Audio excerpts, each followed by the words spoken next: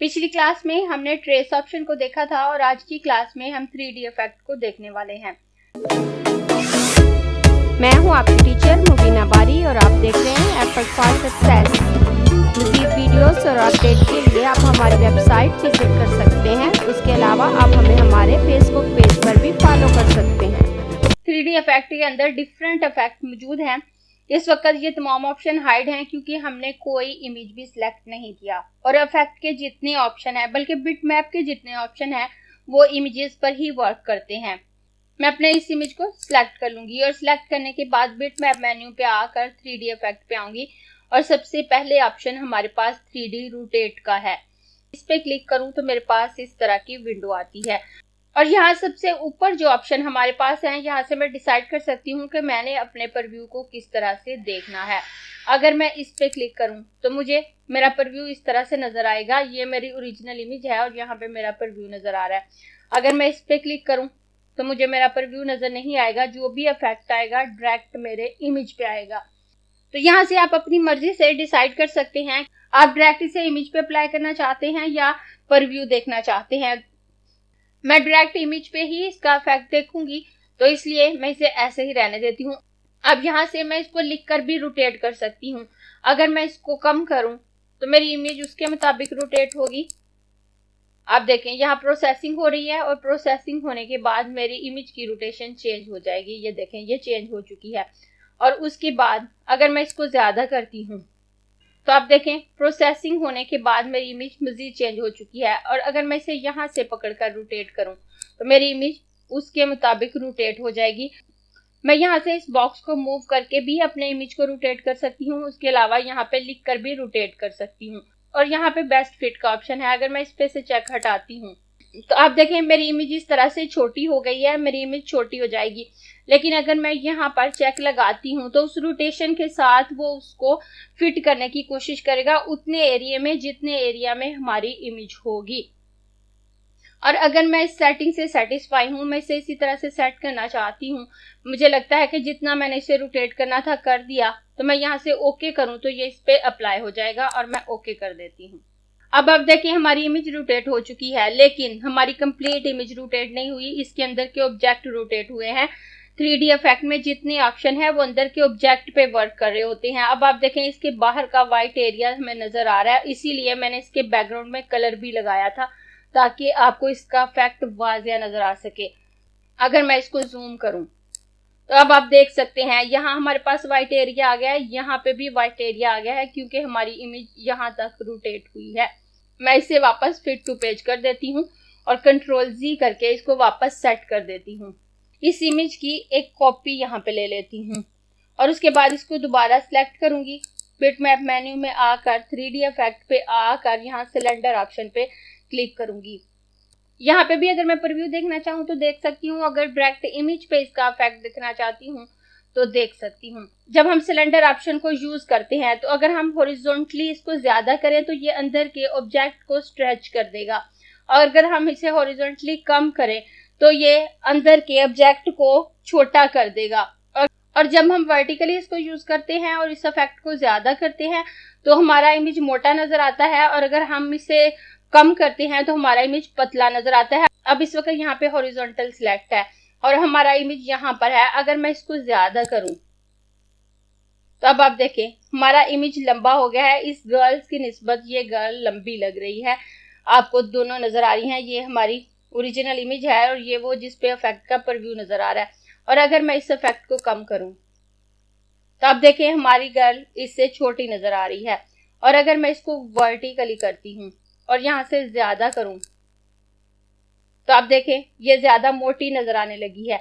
और अगर मैं इसको कम करती हूँ तो आप देखें ये गर्ल पतली नजर आ रही है। इस तरह से भी बाज़ औक़ात हमें अपने इमेज में से ऑब्जेक्ट को चेंज करना पड़ता है।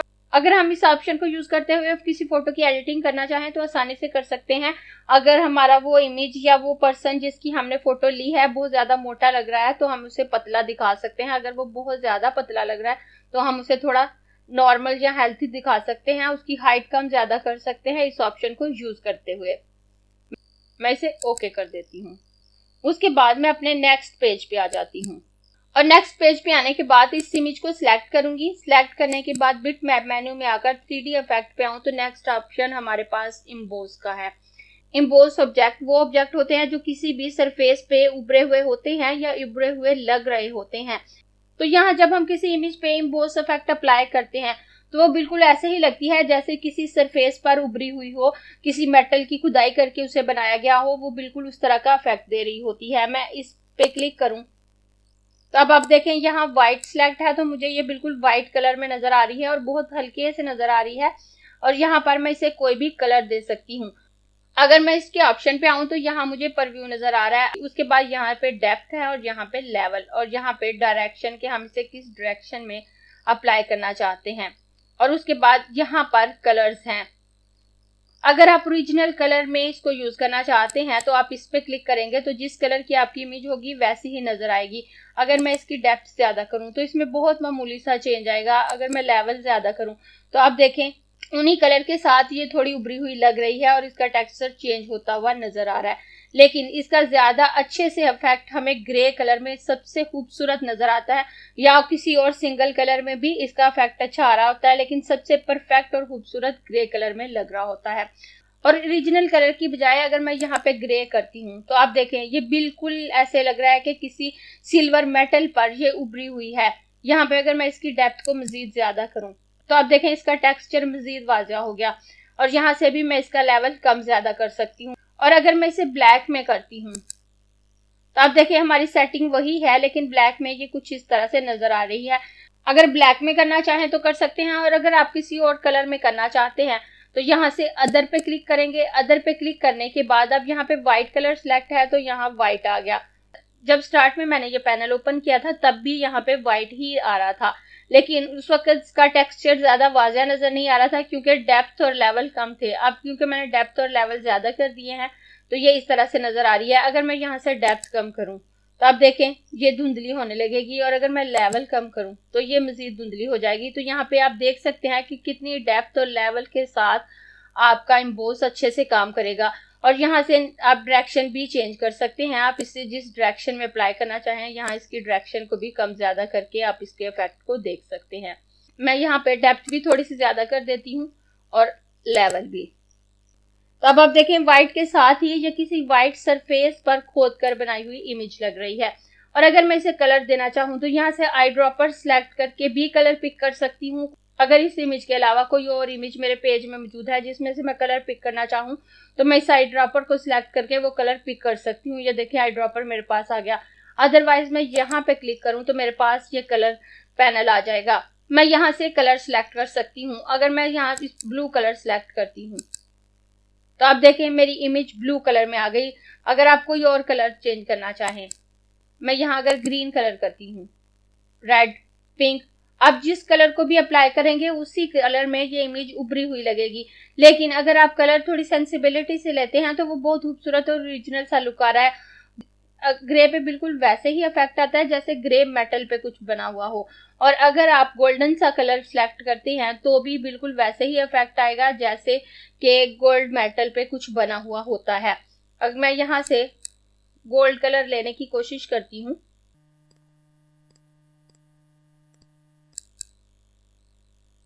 तो अब आप देखें ये थोड़ा सा मेटल सा कलर मैंने लिया है तो इस पे मेटेलिक लुक आ रहा है। अब अगर मैं इसे अप्लाई करना चाहती हूँ तो मैं ओके कर दूंगी, और अगर अप्लाई नहीं करना चाहती मैं इसे कैंसिल कर दूं या यहाँ से क्रॉस कर दूं तो ये इफेक्ट अप्लाई नहीं होगा। मैं इसको क्रॉस कर देती हूँ तो मेरी ओरिजिनल इमेज यहाँ पर आ जाएगी। अब मैं अपने नेक्स्ट पेज पे आ जाती हूँ और यहाँ पे मेरे पास इमेज मौजूद है और इसके बैकग्राउंड में भी कलर मौजूद है। जो इफेक्ट मैं आपको बताने वाली हूँ वो आपको अच्छे से समझ आए इसीलिए मैंने इसके बैकग्राउंड में भी कलर लगाया है। मैं इस इमेज को सिलेक्ट करूंगी। बिट मैप मेन्यू में आकर यहाँ से 3D इफेक्ट पे आऊं तो नेक्स्ट ऑप्शन हमारे पास पेज कर्ल का है। अगर मैं इस पे क्लिक करती हूँ तो मेरा पेज कुछ इस तरह से कर्ल होकर आएगा। और उसके बाद मैं यहाँ से डिसाइड कर सकती हूँ कि मैंने किस कॉर्नर से अपने पेज को कर्ल करना है। इस वक्त ये ऑप्शन सिलेक्ट है। अगर मैं इस पे क्लिक करूँ तो आप देखें ये कर्ल यहाँ से हो गया। अगर मैं इसको सिलेक्ट करूँ तो ये कर्ल यहाँ से हो गया। अगर मैं इसको सिलेक्ट करूं तो ये कर्ल यहाँ से अप्लाई हो जाएगा। और उसके बाद यहाँ पे डायरेक्शन है। तो डायरेक्शन में वर्टिकल सिलेक्ट है, तो यहाँ से मैं जो भी कॉर्नर सिलेक्ट करना चाह रही हूँ वो वर्टिकली कर्ल हो रहा है। अगर मैं अपने पेज को हॉरिजॉन्टली कर्ल करना चाहती हूँ तो यहाँ पे क्लिक करूंगी तो वो हॉरिजॉन्टली कर्ल होगा। इस वक्त ये वर्टिकली कर्ल है। अगर मैं हॉरिजॉन्टल पे क्लिक करूं तो आप देखें ये इस तरह से कर्ल होकर आएगा। और अगर मैं इसे ऊपर की तरफ से कर्ल करना चाहूं तो अब आप देखें ये हॉरिजॉन्टली कर्ल होकर आया है। मैं यहाँ से वर्टिकल ही रहने देती हूँ। उसके बाद पेपर है, तो यहाँ हमारे पास दो ऑप्शन है, ओपेक और ट्रांसपेरेंट। अगर ओपेक सिलेक्ट होगा तो हमारे पास सॉलिड कलर इस कर्ल में आएगा जो हम यहाँ पे सिलेक्ट करेंगे, लेकिन अगर ट्रांसपेरेंट सिलेक्ट होगा तो हमारे इमेज का जो कलर है वो इसमें आ रहा होगा। फिलहाल यहाँ पे ब्लू है तो ये थोड़ा सा ब्लू टच आ रहा है। अब मैं इस साइड को कर्ल करके आपको बताती हूँ ताकि आपको ज्यादा वाज़ेह नजर आए। तो मैं यहाँ पर लेफ्ट कॉर्नर को सिलेक्ट करूंगी तो आप देखें ये फ्लावर्स और लीफ का थोड़ा सा कलर यहाँ पे आ रहा है। आपका इमेज जिस कलर का होगा उन कलर से रिलेटेड कलर्स यहाँ पे आएंगे। लेकिन अगर मैं यहाँ पे ओपेक सिलेक्ट करूं तो अब आप देखें अब ये सॉलिड ग्रे कलर आया है। मैं दोबारा ट्रांसपेरेंट सिलेक्ट करूंगी तो आप देखें ये फ्लावर नजर आ रहे हैं। और अगर ओपेक पे आऊं तो यहाँ पर ये ग्रे कलर नजर आ रहा है, क्योंकि तो यहाँ हमने ग्रे कलर सिलेक्ट किया हुआ है अपने कर्ल के लिए। यहाँ पे ये आई ड्रॉपर भी हैं तो हम इन आई ड्रॉपर की मदद से कलर पिक कर सकते हैं। और अगर हम यहाँ से चेंज करना चाहें तो हम इस पे क्लिक करेंगे तो ये हमारे कर्ल का कलर है। अगर मैं इसमें कलर चेंज करके रेड कर दूं तो आप देखें हमारे कर्ल में रेड कलर आ गया। अगर मैं यहाँ पे ग्रीन कलर करूं तो हमारे कर्ल में ग्रीन कलर आ जाएगा। और अगर मुझे ये कलर अच्छा लग रहा है तो मैं ओके कर दूंगी, या मैं ब्लू कलर करूं तो यहाँ पे ब्लू कलर आ जाएगा। और जो कलर भी मैं सिलेक्ट करना चाहूँ उसे सिलेक्ट करके यहाँ से क्रॉस कर दूंगी तो वो कलर यहाँ पे आ जाएगा। उसके बाद बैकग्राउंड का कलर है, ये जो बैकग्राउंड हमारे पास आ रहा है तो यहाँ से क्लिक करके हम इस बैकग्राउंड के कलर को सिलेक्ट कर सकते हैं। इस वक्त व्हाइट सिलेक्ट है तो यहाँ पे व्हाइट आ रहा है। अगर मैं यहाँ से रेड सिलेक्ट करूं तो आप देखें इसमें रेड कलर आ गया। अगर ग्रीन सिलेक्ट करूंगी ग्रीन आ जाएगा। अगर ब्लू ही सिलेक्ट करूं तो ब्लू आ जाएगा। यहाँ से भी मैं कोई भी कलर सिलेक्ट कर सकती हूँ जो मुझे अपने बैकग्राउंड के लिए चाहिए। मैं व्हाइट ही सिलेक्ट कर लेती हूँ। उसके बाद यहाँ विड्थ और हाइट है कि आप इसे कितनी विड्थ और हाइट के साथ अप्लाई करना चाहते हैं। अगर मैं इसकी विड्थ को ज्यादा करती हूँ तो आप देखें ये ज्यादा एरिया में कर्ल हो रहा है, और अगर कम करूंगी तो ये कम एरिया में कर्ल होगा। और अगर इसकी हाइट को भी ज्यादा करूं तो आप देखें ये हाइट वाइज भी ज्यादा एरिया में कर्ल होकर आ रहा है। इस तरह से आप किसी भी पेज को कर्ल करके इस्तेमाल कर सकते हैं। फिलहाल मैं ये अप्लाई नहीं करूंगी, मैं इसे कैंसिल कर दूंगी। और उसके बाद दोबारा बिटमैप मेन्यू में आकर यहाँ से 3D इफेक्ट पे आऊं तो नेक्स्ट ऑप्शन हमारे पास प्रोस्पेक्टिव का है। वैसे ऑब्जेक्ट मेन्यू में भी हमारे पास प्रोस्पेक्टिव ऑप्शन मौजूद है, तो यहाँ से मैं अपने इमेज पे प्रोस्पेक्टिव अप्लाई कर सकती हूँ। मैं इसके जिस कॉर्नर को पकड़कर ड्रैग करूँ वो प्रोस्पेक्टिव अप्लाई हो जाएगा। अगर मैं इसे पकड़कर यहाँ से स्ट्रेच करती हूँ तो आप देखें मेरा इमेज इस तरह से हो गया। जस्ट मेरे अंदर के ऑब्जेक्ट पे प्रोस्पेक्टिव अप्लाई हुआ है, कंप्लीट इमेज पे नहीं।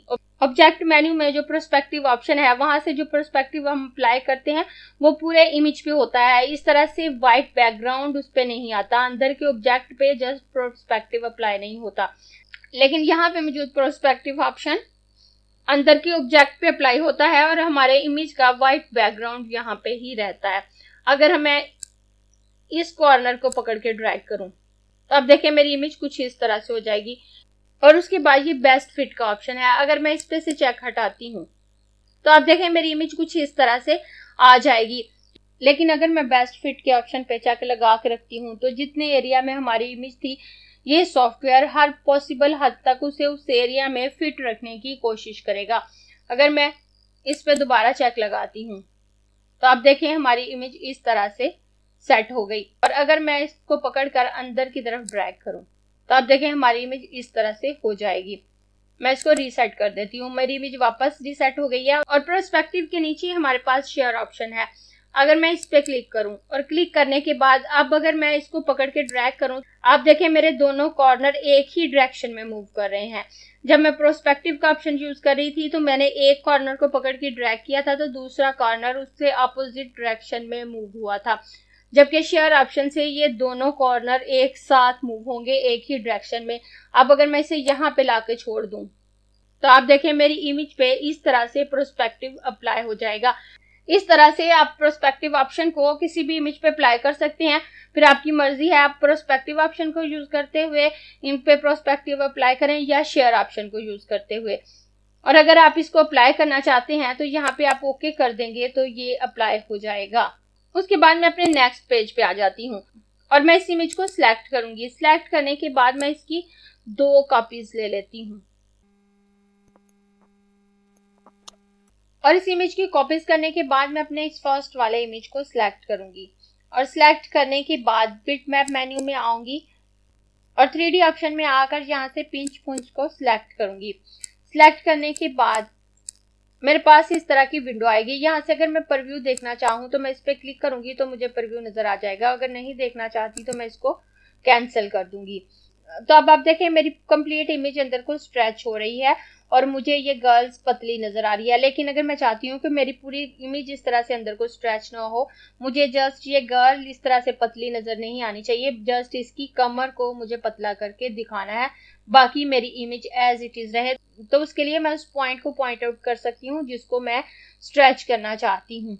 तो उसके लिए मैं यहाँ पर इस प्लस आइकन पे क्लिक करूंगी और क्लिक करने के बाद मेरे माउस का कर्सर इस तरह से हो जाएगा और जिस हिस्से को मैंने स्ट्रेच करना है अंदर की तरफ या बाहर की तरफ उस पे क्लिक करूंगी। मैं इसके कमर वाले हिस्से पे क्लिक कर देती हूँ और इस इफेक्ट को थोड़ा सा ज्यादा कर देती हूँ और इस इफेक्ट को अप्लाई करने के बाद मैं यहाँ से ओके कर दूंगी। तो अब आप देखें इस गर्ल्स की कमर थोड़ी सी पतली नजर आ रही है। वैसे तो कंप्लीट गर्ल ही थोड़ी पतली नजर आ रही है लेकिन स्पेशली कमर का एरिया ज्यादा पतला नजर आ रहा है। और उसके बाद मैं इस इमेज को सिलेक्ट करूंगी और सिलेक्ट करने के बाद दोबारा बिटमैप मेन्यू में आकर 3D इफेक्ट पे आकर यहाँ से पिंच पुंच को सिलेक्ट करूंगी। सिलेक्ट करने के बाद यहाँ से इस प्लस आइकन पे क्लिक करूंगी। क्लिक करने के बाद यहाँ से इसकी कमर को ही सिलेक्ट करूंगी और सिलेक्ट करने के बाद इस इफेक्ट को मैं कम कर दूंगी। इसे मैं माइनस में ले आती हूँ। तब आप देखें ये बहुत मोटी लग रही है। मैं इसके इफेक्ट को भी थोड़ा सा कम कर देती हूँ, ये ज्यादा ही मोटी नजर आ रही हैं और यहाँ से ओके कर दूंगी। यहाँ पे इस लड़की की कमर हमें काफी पतली नजर आ रही है, दरमियान में हमारा ओरिजिनल इमेज है और यहाँ पर इस लड़की की कमर मोटी नजर आ रही है। अगर मैं जूम करके आपको इन तीनों का फर्क दिखाऊं, मैं इतने एरिया को ही जूम कर लेती हूँ तो यहाँ पे आप वाज़िया फर्क देख सकते हैं कि यहाँ पर इसकी कमर बहुत पतली और खूबसूरत लग रही है। ये हमारा ओरिजिनल इमेज है तो यहाँ पर उसी लड़की की कमर बहुत मोटी लग रही है। इस तरह से आप इस इफेक्ट को किसी महसूस हिस्से पे भी यूज कर सकते हैं, उस हिस्से को पॉइंट आउट करके। और अगर आप किसी पूरे इमेज पे ये इफेक्ट अप्लाई करना चाहते हैं तो आप प्लस आइकन को सिलेक्ट रखे बगैर जस्ट पूरे इमेज पे अप्लाई करें तो पूरा इमेज ही उस तरह से नजर आएगा। मैं वापस फिट टू पेज कर देती हूँ और फिट टू पेज करने के बाद मैं इस इमेज को सिलेक्ट करूंगी। सिलेक्ट करने के बाद बिटमैप मेन्यू में आऊंगी। बिटमैप मेन्यू में आकर 3D इफेक्ट पे आऊंगी और यहाँ से पिंच पुंच ऑप्शन को सिलेक्ट करूंगी और इस इफेक्ट को ज्यादा कर देती हूँ और ज्यादा करने के बाद मैं यहाँ से ओके करती हूँ। तो ओके करने के बाद आप देखें यहाँ पर ये कंप्लीट ऑब्जेक्ट पतला नजर आ रहा है। यहाँ पे तो हमने इसको मोटा किया था, ये कंप्लीट ऑब्जेक्ट पतला नजर आ रहा है, जबकि यहाँ पर इस लड़की की कमर पतली नजर आ रही है जिसको हमने पॉइंट आउट किया था। इस तरह से इस ऑप्शन को यूज करते हुए अगर अपने कंप्लीट ऑब्जेक्ट को आप पतला या मोटा करके दिखाना चाहते हैं तो दिखा सकते हैं और अगर जस्ट आप किसी एक हिस्से पे इसका इफेक्ट देखना चाहते हैं तो देख सकते हैं। मैं कंट्रोल Z कर देती हूँ और कंट्रोल Z करने के बाद दोबारा बिटमैप मेन्यू में आऊंगी। 3D ऑप्शन पे आकर यहाँ से इस पिंच पुंच इफेक्ट को सिलेक्ट करूंगी और इस इफेक्ट को कम कर दूंगी और उसके बाद यहाँ से ओके कर देती हूँ। तो अब आप देखें ये पूरा इमेज कुछ इस तरह से नजर आ रहा है और काफी बुरा लग रहा है और इस इफेक्ट को बड़ी सेंसिबिलिटी से यूज करने की जरूरत होती है। अगर आप अच्छे तरीके से इसको यूज करेंगे तो बहुत अच्छे से अपने इमेज को एडजस्ट कर पाएंगे। लेकिन अगर आप इसे ह्यूमन इमेज पे यूज नहीं कर रहे, बैकग्राउंड बनाना है, आपके पास जस्ट फ्लावर की इमेज है या कोई और इमेज है और आप उसे मिक्स करके बैकग्राउंड में यूज करना चाहते हैं तो फिर आप जैसे मर्जी इसको यूज करके खूबसूरत इफेक्ट बना सकते हैं। उसके बाद मैं अपने नेक्स्ट पेज पे आ जाती हूँ और नेक्स्ट पेज पे आकर इस इमेज को सिलेक्ट करूंगी और बिटमैप मेन्यू में आऊंगी और 3D इफेक्ट पे आकर नेक्स्ट ऑप्शन हमारे पास सफेयर का है। इससे हमारा इमेज राउंडनेस में घूम जाता है। अगर मैं इस पे क्लिक करूं तो आप देखिए मेरा इमेज कुछ इस तरह से राउंड हो रहा है और यहाँ पे ये उभरा हुआ भी नजर आ रहा है। अगर आप उस पॉइंट को पॉइंट आउट नहीं करते जिस पॉइंट पे आपने इसको रोटेट करना है, तो ये बिल्कुल इमेज के सेंटर को पकड़ते हुए उस सेंटर पे इसको रोटेट करता है।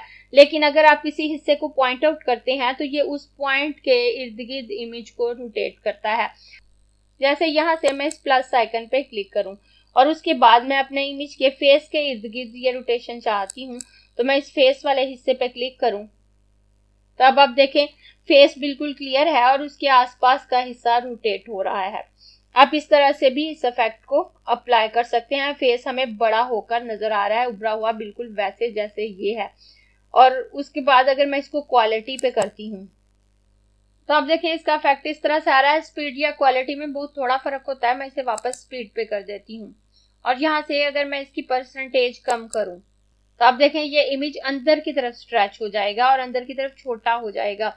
इस इफेक्ट का यूज हम ज्यादातर ह्यूमन इमेज पे नहीं करते क्योंकि ह्यूमन इमेज पे इसका इफेक्ट ज्यादा खूबसूरत नहीं आता और कुछ क्रिएटिव नहीं लगता, बस कुछ बिगड़ा हुआ सा ही लगता है। फिर भी आप कहीं पे यूज करना चाहें और यूज करने की जरूरत पड़े तो आप कर सकते हैं, लेकिन इस इफेक्ट का यूज बैकग्राउंड बनाने के लिए काफी अच्छे से किया जा सकता है। मैं इसको कैंसिल करती हूँ और अपने इस ऑब्जेक्ट को सिलेक्ट करूंगी। सिलेक्ट करने के बाद बिटमैप मेन्यू में आकर 3D इफेक्ट पे आऊं और स्फीयर ऑप्शन पे क्लिक करूं और क्लिक करने के बाद मैं इस पैनल को उठाकर इधर कर लेती हूं। तो अब आप देखें ये इमेज इस तरह से घूम गया है और ये अच्छा लग रहा है। आप इस इफेक्ट को कम ज्यादा करके देख सकते हैं कि क्या इफेक्ट आएगा।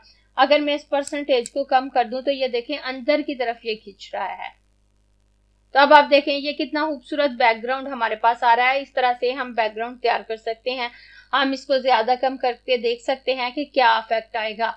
अगर हम किसी भी पॉइंट को पॉइंट आउट नहीं करते तो वो बिल्कुल सेंटर को पकड़कर पॉइंट लेगा, लेकिन अगर हम खुद से पॉइंट उसे दे देते हैं कि इस पॉइंट पर इसको स्ट्रेच करो तो वो उसी पॉइंट के मुताबिक इसको रोटेट करेगा। तो उसके लिए मैं इस प्लस आइकन पे क्लिक करूंगी और अगर मैं इस हिस्से पे क्लिक करूं तो आप देखिए रोटेशन के बाद कुछ इस तरह का इफेक्ट हमारे पास आया है। आप डिफरेंट पॉइंट पे क्लिक करके पॉइंट अलग अलग लेंगे तो ये बिल्कुल अलग से बैकग्राउंड आपके पास आएंगे। बैकग्राउंड बनाने के लिए इस ऑप्शन का यूज बहुत सक्सेसफुली किया जा सकता है। अगर आपको ये क्लास पसंद आई है तो लाइक कीजिए, अपने दोस्तों के साथ शेयर भी कीजिए ताकि वो भी सीख सके। आप अपने क्वेश्चंस और व्यूज नीचे कमेंट बॉक्स में लिख सकते हैं और अगर आपने चैनल सब्सक्राइब नहीं किया तो प्लीज सब्सक्राइब कीजिए ताकि आपको आने वाली वीडियोस का नोटिफिकेशन फौरन से मिल सके।